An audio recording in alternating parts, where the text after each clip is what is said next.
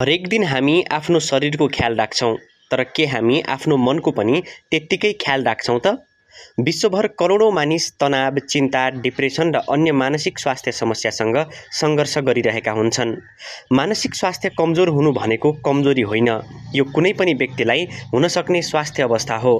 लामो समयसम्म निरन्तर दुखी महसुस हुनु, अत्यधिक चिन्ता लाग्नु, निन्द्रामा समस्या आउनु, काममा ध्यान केन्द्रित गर्न नसक्नु वा पहिले मनपर्ने कामप्रति रुचि हराउनु यी मानसिक स्वास्थ्य समस्याका प्रारम्भिक सङ्केत हुन्।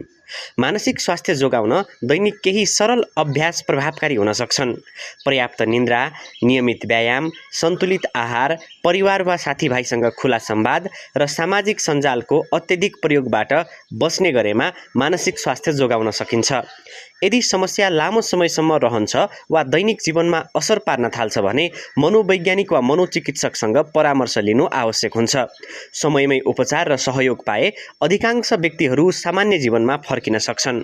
यो याद राख्नु आवश्यक छ कि शारीरिक स्वास्थ्य जत्तिकै मानसिक स्वास्थ्य पनि महत्त्वपूर्ण छ। आफ्ना भावना लुकाउनु होइन, आवश्यक पर्दा सहयोग खोज्नु नै बुद्धिमानी हुन्छ। यदि तपाईँ वा तपाईँको चिन्जानमा कसैले मानसिक रूपमा कठिन समय बिताइरहनु भएको छ भने उहाँलाई सुन्नुहोस्, साथ दिनुहोस् र आवश्यक परे पेशागत सहायता लिन प्रोत्साहन गर्नुहोस्। कहिलेकाहीँ एउटा सानो साथले पनि कसैको जीवनमा ठूलो परिवर्तन ल्याउन सक्छ।